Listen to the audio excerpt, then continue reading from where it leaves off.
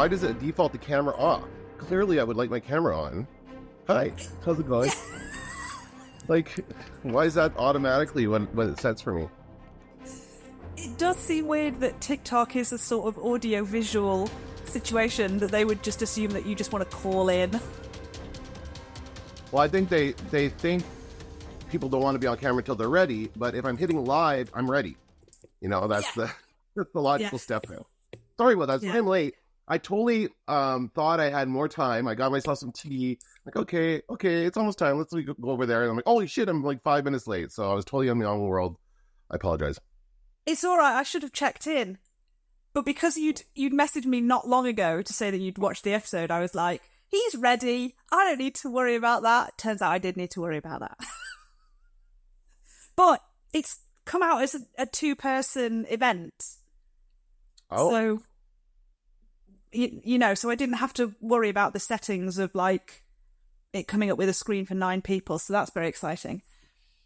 Progress. And I saw a tutorial about how to put, like, a sticker on the screen so that it sort of has the title of your live in it, so that when people join, they can see what you're chatting about. But I should have watched it again before we actually went live, because I can't remember how to do it. That's okay. We're live now. We're ready. I'm ready to talk about the show. Hold on, I have notes. I made notes. But yeah, wow, this is quite interesting. Where do you want to start? Well, I just thought you said you had a lot of questions, and I thought maybe we could just start there. Questions are always good. Okay, well, here's my first question for you. Have you ever been stung by a bee? No. Have you?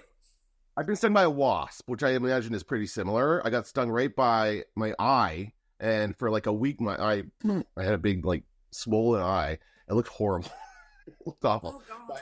But it was like it was a sting, right? So I'm sure that hurts. In this episode, we saw a lot of stings in a lot of different ways. So did this, but I guess what I'm getting at is, did this play off any kind of fears that you have of bees?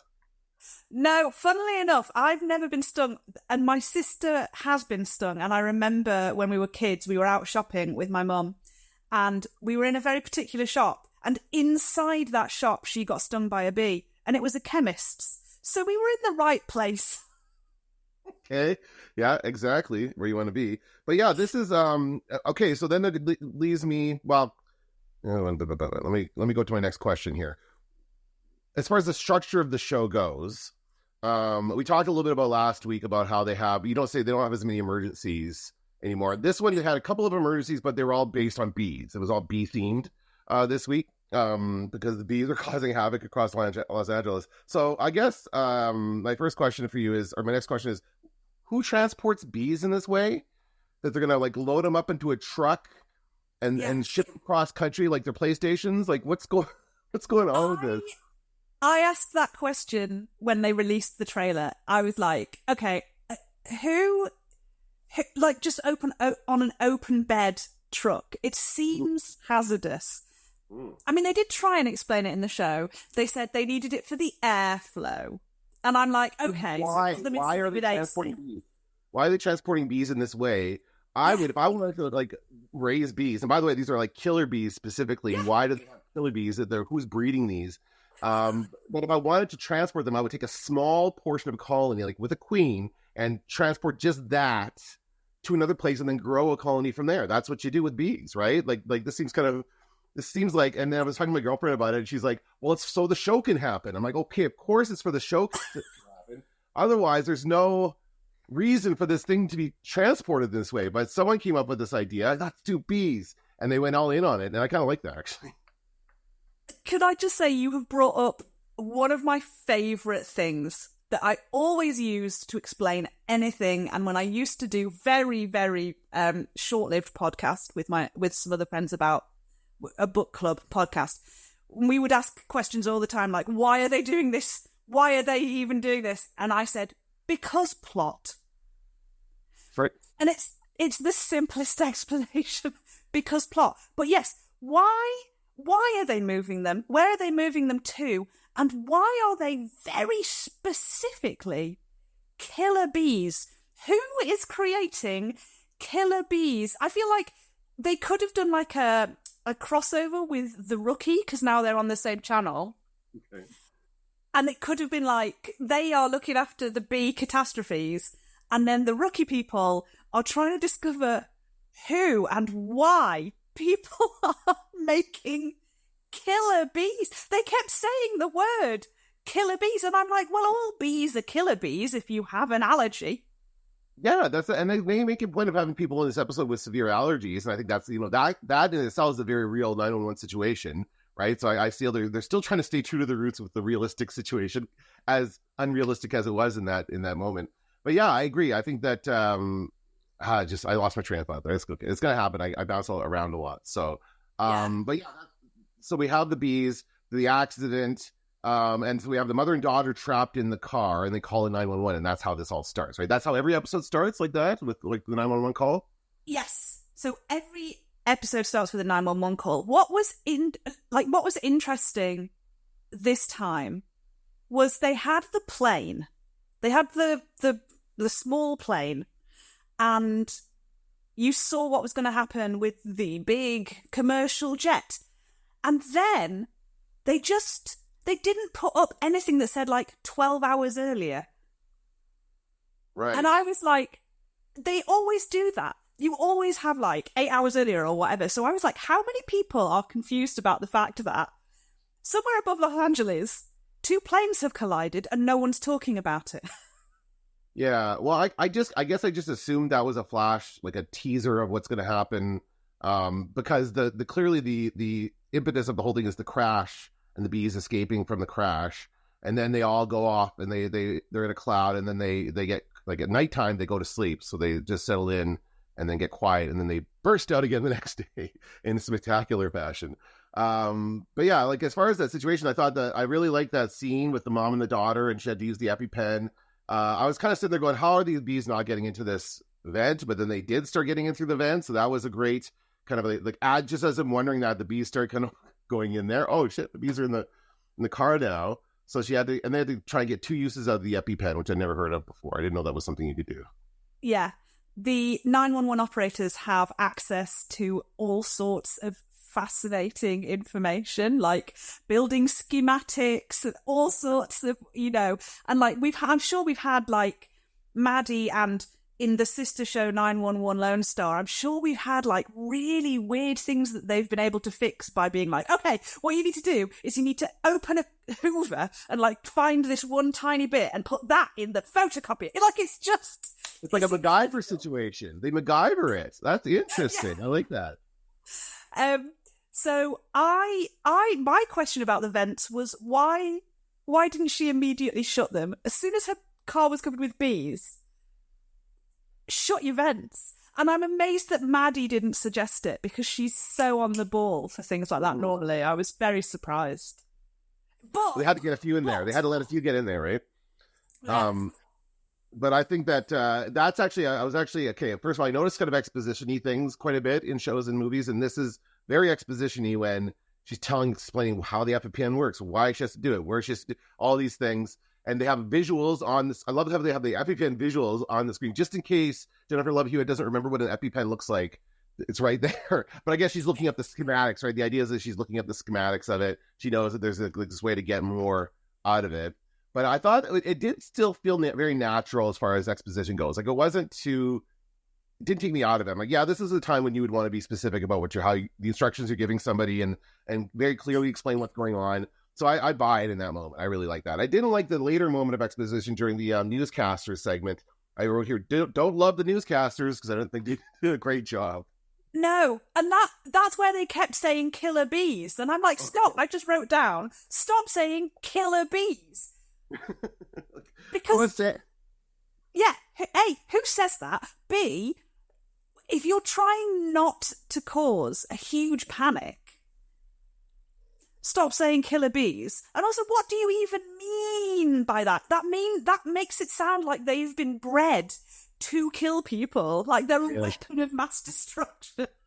Yeah, I feel like the killer bee thing, actually, the writers didn't need to do that. That wasn't necessarily they could have just done a massive swarm of bees. They explained they were angry from the heat. They had the smell. I love the perfume launch the next day, and they very specifically said banana and something else.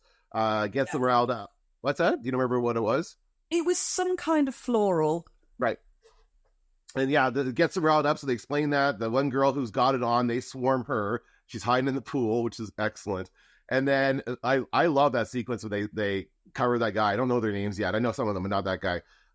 In the scent, and then had him run around to distract. That was hilarious. Yeah. And the camera angle, that camera, like one, he's like, oh, and the camera right in front of him. I love that whole sequence. It was so funny.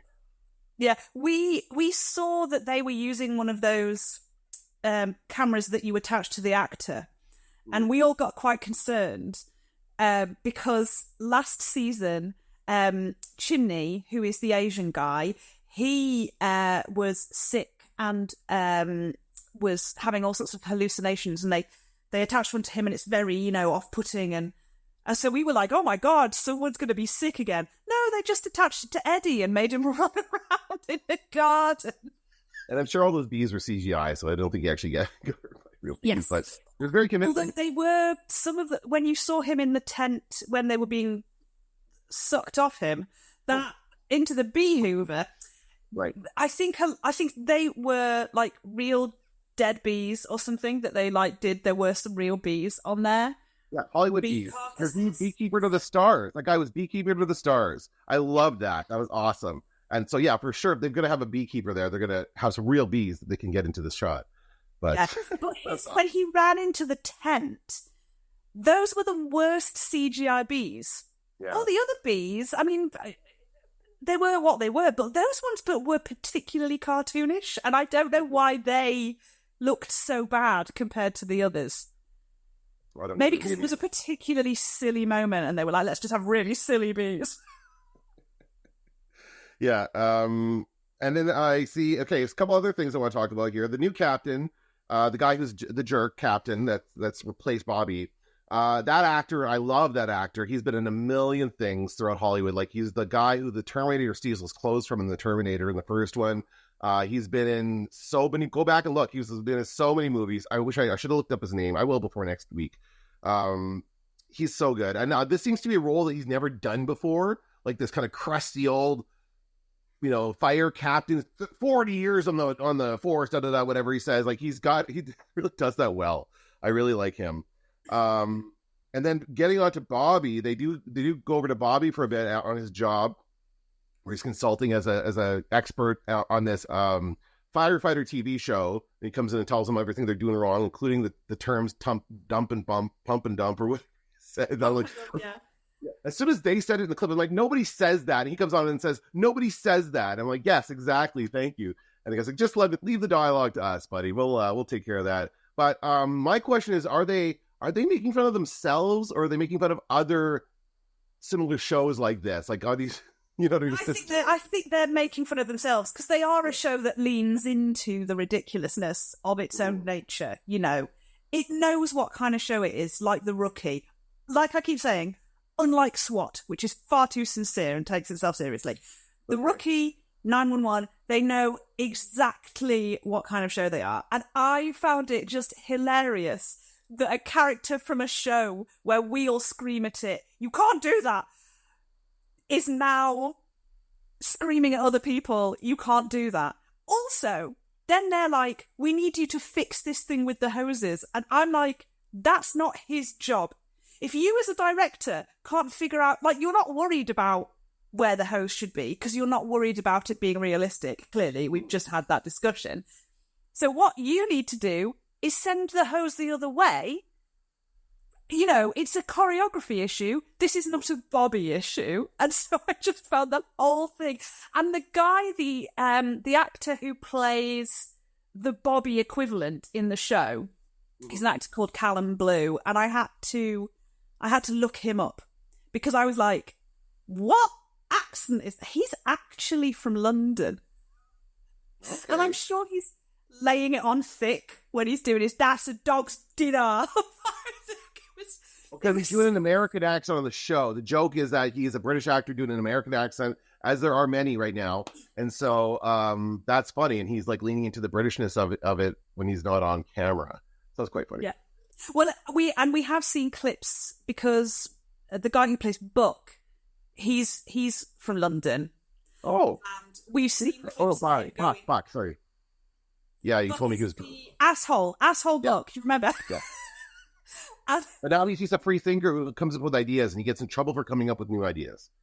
yeah, and all of his ideas come from his little Wikipedia dives. He's the kind of guy who, like, we all say he's got ADHD. It's never been confirmed, but someone suggested it to the actor, and he was like, yes, that makes sense. I'm going to play it like that. And so he goes on these, like, random... He's always reading a book about some different topic, you know. And so it was so nice to see all of his stupid little nonsense knowledge come in handy and save the day. That was really lovely. Yeah, well, and he got in trouble for it the first time. Yeah, and he then, got put on KP duty, and I do not know what that is. oh, that's like kitchen duty. I guess it's a American term, I guess, or a North American term. Yeah, KP duty is like peeled potatoes, prepping Kitchen for food. prep. Yeah, kitchen prep basically. So that was probably what KP stands for. Now that I think about it, didn't know that. But yeah, then he comes up with another idea, and everyone's like telling him to shut up. It's so funny when he's like, just stop talking back to this guy. Just do what he wants, and he can't help himself. He's got to speak up, and he's got to say his piece, right? Yeah, because he's not the guy who's coming in for any of the real nonsense that the others are coming in for. Yeah, and he still can't. He can't hack it, and the others are getting more direct flack, and they're just stone-faced, not rising to the bait. The one he did with Chimney in that first lineup, when he just spat on the floor, and he was like, if it was clean, that would spread, but it's a glob. You need to clean these floors again. Towards somewhere in the middle of season 7, they received medals, the 118 crew, for saving the sinking cruise ship people.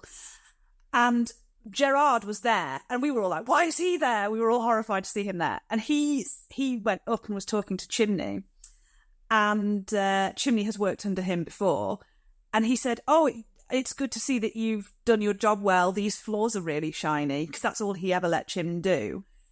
And Chimney was like, well, you know, you taught me well. Whenever I see filth, I think of you. it's well written. The show is well written. I'll say that. I like the lines. They've got a lot of great, funny dialogue. Something Chimney said I can't remember. I'm gonna start making note of like my favorite Chimney line in every episode, because he always says something that makes me laugh.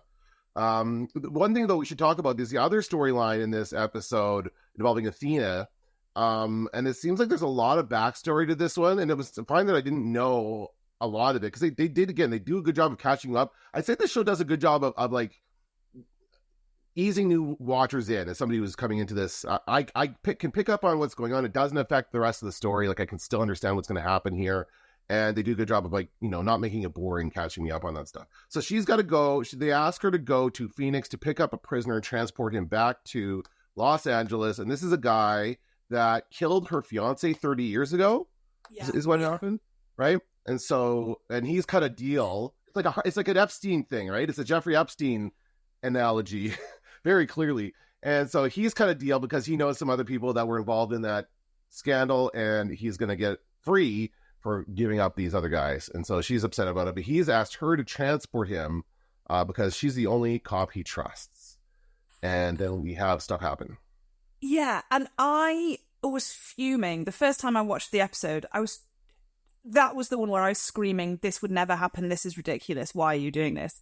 Because she walks in the room. First of all, the first thing I loved about that scene was that the white guy, the assistant US attorney, the minute she walks in, he stands up, and he is ludicrously tall.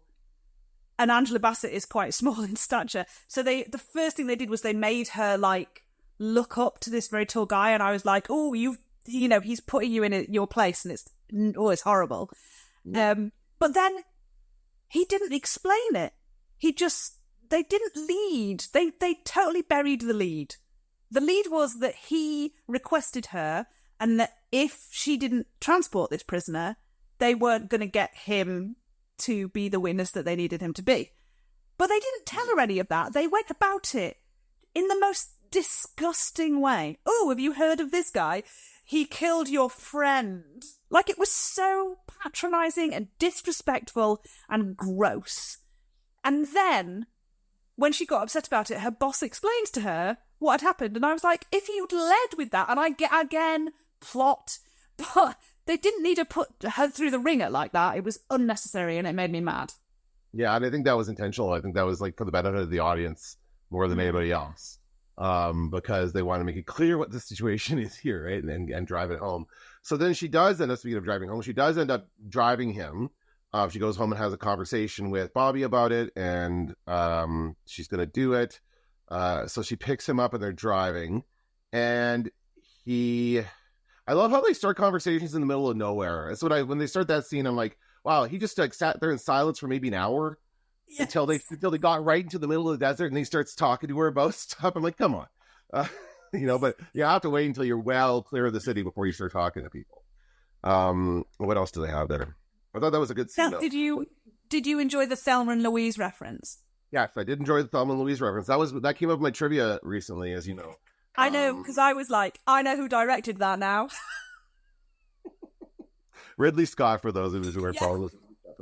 Thelma and Louise reference was nice, and then that guy pulls up, and I'm like, this does not seem legit. And the prisoner's right. I'm saying, yes, the prisoner is right. This guy's right. Do not trust this. This is not for real. It's one guy by himself flashing the badge and saying he wants to take the prisoner in the middle of the highway, right? Just one cop to one cop. Give me this prisoner.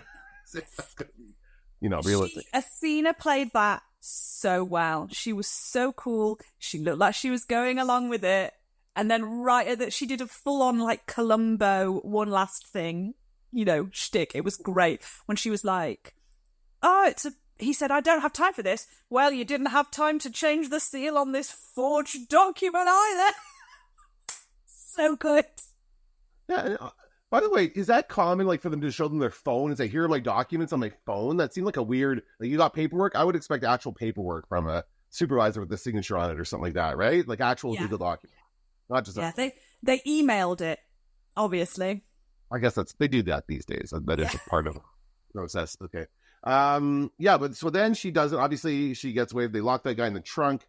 They get away, but she decides she wants to get to LA as fast as possible, so they're going to get on a flight to go to LA. They were already due to get on a flight. Oh, were they? Oh, okay. Sorry, I missed that part. Yes. Okay. So they were going to get on the flight. Let's see. For getting the sooner out there. Okay. So then they get on the flight, which brings us to the beginning of the episode, when that's the flight that crashes into the other plane of the B-nado. Now it's become a B-nado. And the commercial jet flies into it, and now she's got to get these mother effing bees off this mother effing plane. Because it's like snakes in a plane. It's snakes in a plane with bees. This is what this is now. Right? It's the same thing. It's so funny. And I think the actual B-nado lasted for a very brief amount of time, because it was only when there was that final explosion on the 4th Street Bridge, you got an actual B-nado, because that guy flew into a bee cloud, if anything. Yeah, it was not yet. And I didn't really understand, because it looked very much like they were going in for a nose-to-nose collision. But then just one thing popped through the windshield of the aircraft. So I don't know where the little plane went. I don't know what happened.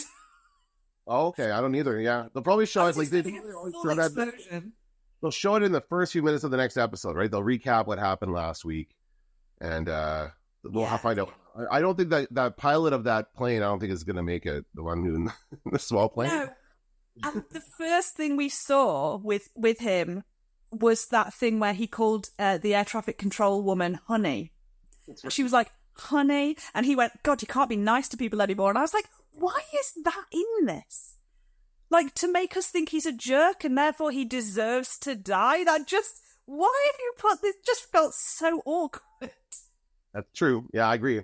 I don't know. It felt like a weird statement, but I wasn't sure if he was still on the radio with her at the time. I thought she's going to hear him say that and then come back at him, but she didn't. So I guess we leave it at that.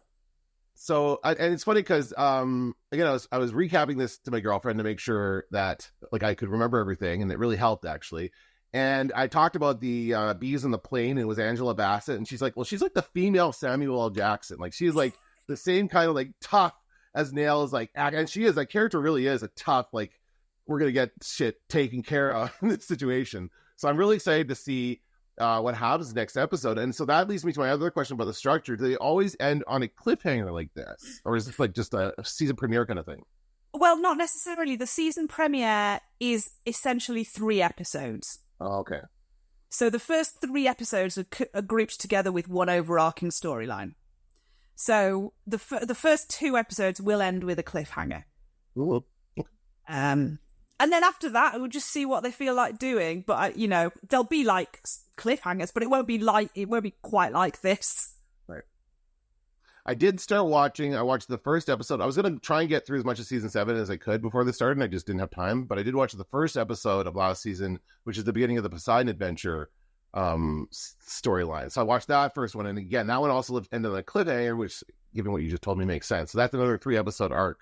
That Poseidon. Okay, well, I'm gonna finish watching that, and I will say a lot of this made me want to watch the rest of the series. Like, there's a reference while he comes up when that British guy comes up to Bobby and says, "Oh, Mr. Save a cruise ship and something else, Ferris wheel, something about a Ferris wheel." And I'm like, what happened with the Ferris wheel? Now I have to watch that episode, right? And well, that's funny because I was just about to tell you to do that. The first 3 the opening disaster of season 3, which everyone agrees is the best thing they've ever done, is a tsunami in LA. And so it's Santa Monica Pier, and there's a Ferris wheel on Santa Monica Pier, and they have to go and rescue it because it's submerged. They have to rescue all the people who were at the top of the Ferris wheel, and they have to like climb up the Ferris wheel and get them out. And it's really, really good. So I would recommend doing the first 3 episodes of season 3. Okay. Yeah. Maybe I should just watch the first 3 episodes of every season, right? Yeah, but the thing is, they haven't all been 3 episodes. Okay. Which is why last season it felt a bit weird that they did 3 episodes because they only had 10. So it felt like it pushed it. The rest of the season felt very rushed and very squished. Because if you've got 18 episodes, 3 episodes at the beginning, you've still got loads of time to play around with the rest of what you want to do. Yeah. Now, do they still do like a 20-something episode season, like a standard American TV season? I think it's around. I think this one's meant to be 18, and I can't remember if that's season 4 was 14 because of COVID.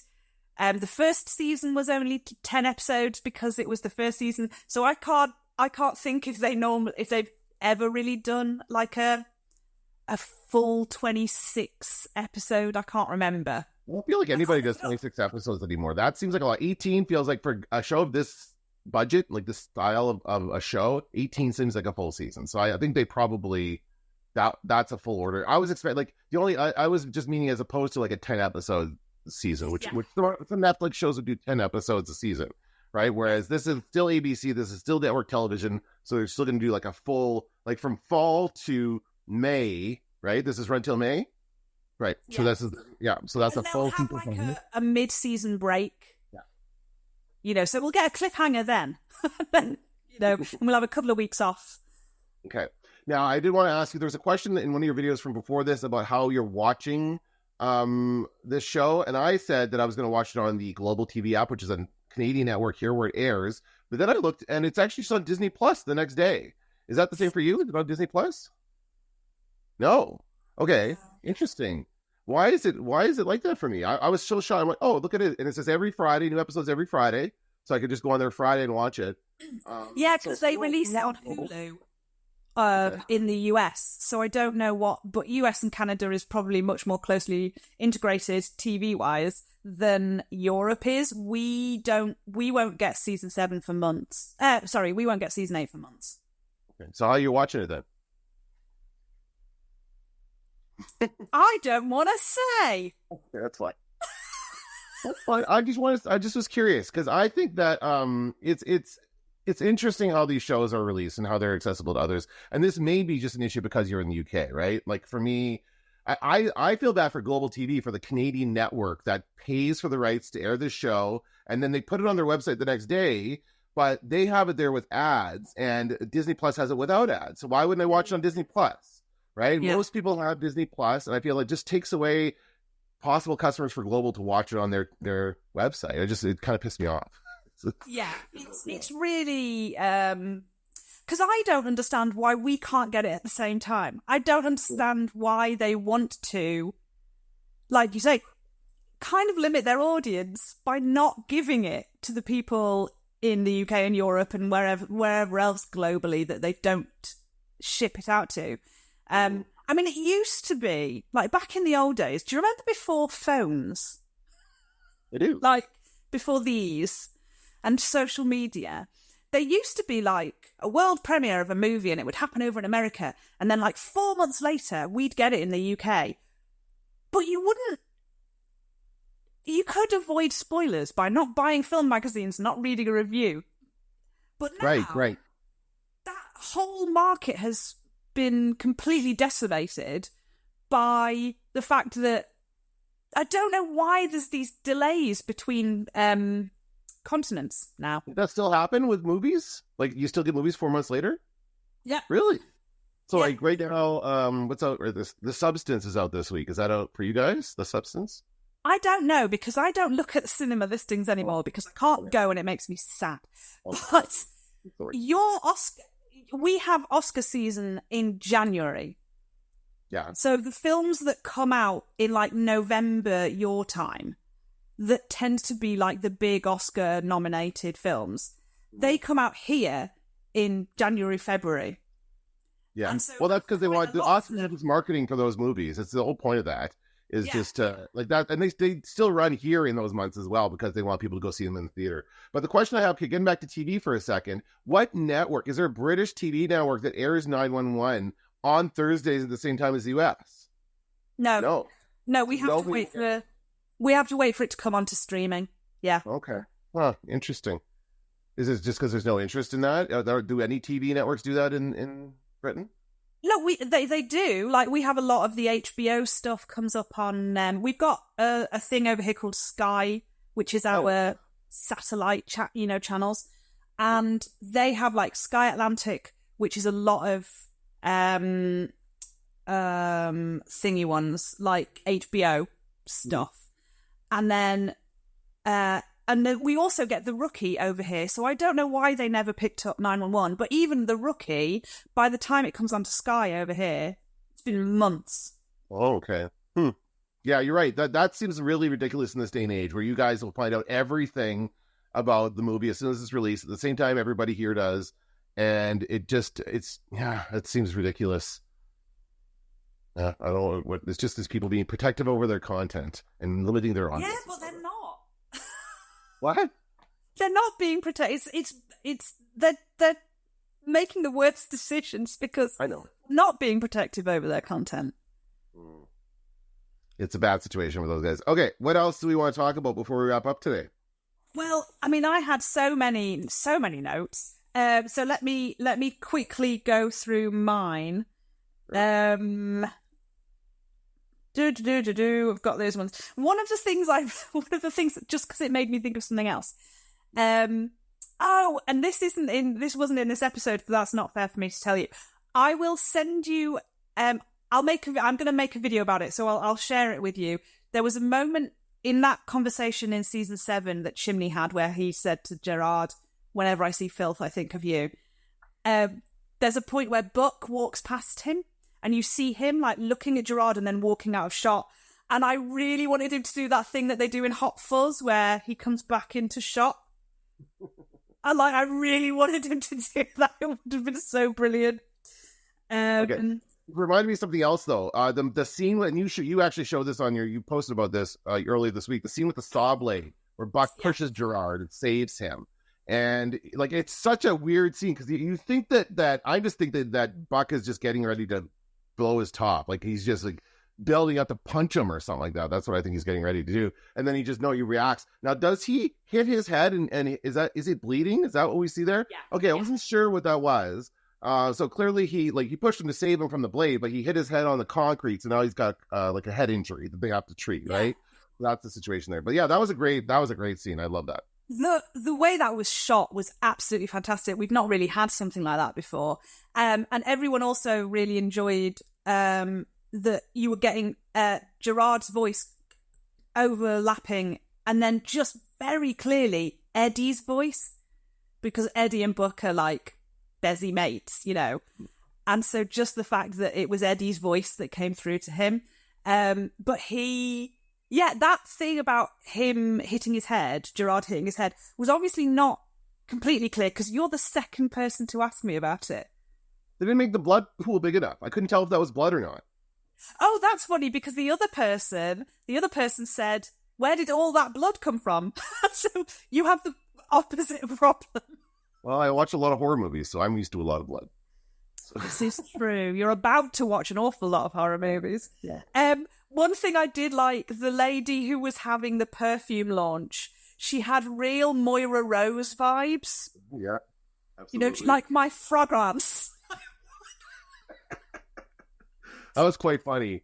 The whole situation was quite funny. And this person was, I'm never coming to a fragrance launch again. Like, yeah. And I liked it when Buck came out with his little idea and Gerard was like, what, am I going to like it? And he was like, well, you will, but he might not. And Eddie did that whole... that was very funny. And yes, we've got that. I couldn't believe that Athena took his cuffs off at the airport. Why did she do that? Because he said, do you think this looks realistic? Because he was carrying his coat draped over his hooks. Yeah. I was like, yeah, I wouldn't think anything of it. Yeah, I think it's fine. I think it's got, I guess it's to show that he doesn't want to leave her because she's the only one saving his life, I guess. Yeah. We didn't find out why they want him dead, right? I guess we'll find that out next episode, why people want to kill him or whatever. Yeah, well, he's a witness, so that's why. It's because he's a witness for this case, probably. Yeah, I would assume that because they were saying that it's the Jeffrey Epstein situation, they are out to protect the rich people on that list of names of people. I liked that the UA, the black guy, the assistant US attorney, when he was talking to Athena about what this guy was, had information about, and he said, so he has like a list of names of the guys who, and she was like, raped. And I was like, oh my God, if you're an assistant US attorney and you can't say the word raped, it's no wonder we're in the mess that we're in. I really think you should get used to saying that word, sir. Yes, true. Very true. Yeah, that was a great scene. Yeah. Oh, and the other thing I wanted to say, and this will be new information for you, I think, but when Gerard was starting his whole situation with Buck towards the end of the show, he was like, oh, you think you're in something special with your tattoos and your broody little pout. And I was like, Eddie Diaz is standing right there. How dare you? Because Eddie Diaz has tattoos, and he is the one with the broody little pout. Like, Buck is a golden retriever. I know Gerard sees him pouting, and he can pout, but Eddie Diaz, in his physical characteristics, has this pouty lower lip. I was like, well, that's just rude. Maybe Buck is unconsciously impersonating him because he's his best friend. And I did like that Eddie was like walking behind Gerard going, stop it. Yeah, that's right. Like, just cut it out, man. What are you doing? Yeah. Just survive this. Just get through it. Don't rise to the bait. And we'll all move on. But wasn't Christopher's birthday party the saddest thing you've ever seen? Well, that was, and I didn't understand what was happening there. I guess he's too busy with his friends to care about his dad. Is that the idea? Well, because he's fallen out with his dad, because I was telling you last week about the situation where his dad went out with a doppelganger of his dead mother. Right. So he's understandably upset. But the fact that he's been there for 3 months. And the other thing you don't know is that Eddie's parents have been trying to take Chris away from him all the time. Okay. So this has really played into, like, his mom is having the time of her life. It's not, you know, the most clear thing, but the fact that she said, oh, we're thinking of putting in a pool for him. Like, she thinks she's keeping this kid. Yeah, and they obviously haven't made any effort to get him to communicate with his dad properly over the whole summer. Mm-hmm. You know, she wants to keep that kid because everyone says that that Eddie doesn't have a great relationship with his parents. No one in the 118 really has great relationships with parents except Hen and her mom. They made up, and that's great. But they, like, it feels like a do-over for them that they didn't have a great relationship with Eddie, but they'll have a great relationship with his son. Okay, So I get it. Yeah, so it feels very. If you know the background of it, the things that Helena, I think is her name, Diaz says, feel very like they feel a bit smug. Mm-hmm. Well, you can certainly get across in that scene that he's trying to do something nice and surprise his son with the guys behind the couch and everything like that. They jump out, and he's like, or froze or whatever, and the whole moment is like just ruined. And he's off back just playing with his friends or hanging out with whatever, and he doesn't care anymore, right? So Yeah, that's tough for sure, but I'm sure that they'll figure something out. I'm sure they'll make up soon. Oh, yeah. Friends are hanging out with whatever, and he doesn't care anymore, right? So yeah. that's tough for sure, but I'm sure that they'll figure something out. I'm sure they'll make up soon. Oh, At yeah. least I'll be hoping by the end of the season. Yeah. He'll be home by the mid-season break. Well, there we go. So what's coming up next? Do you want to make predictions, or what do you think? I think is going to happen next week? I think there's going to be a plane situation. I think Athena's going to have to fly the plane. Okay. But also, do we think that, is it Dennis that she's with, the guy? Dennis or Derek? I can't remember. Dennis. Is he going to cark it? Is he going to die? And is therefore going to be some kind of repentance? Like he's going to save her life or something? I don't think he's going to die. I think she's going to forgive him. I think that's what's going to happen for that character, Okay. right? She's going to have to forgive him. Or he might save her life. Yeah, he might save her life, and then she's going to have to forgive him for that. But I don't think he's going to die. I think he's going to end up, going and testifying and putting those Epstein guys in jail. Like that's hopefully what happens for that character. Yeah. Because I will be upset if he dies, and it's therefore like a big win for Athena, but a big loss for all those girls.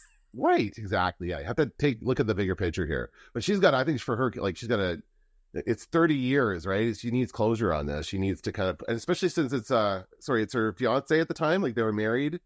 They were, right? Yeah, they were engaged. Yeah, they were. She has already been married again. She has a husband at the beginning of season 1 when I watched that episode, but now she's married to Bobby, so I assume she got divorced from that other guy. Her first husband was gay. So... Yeah, that's right. That was revealed in the very first episode, so that's right. So then now she's married to Bobby. But yeah, I think she really could use some closure on this, and somehow this is gonna help her with that.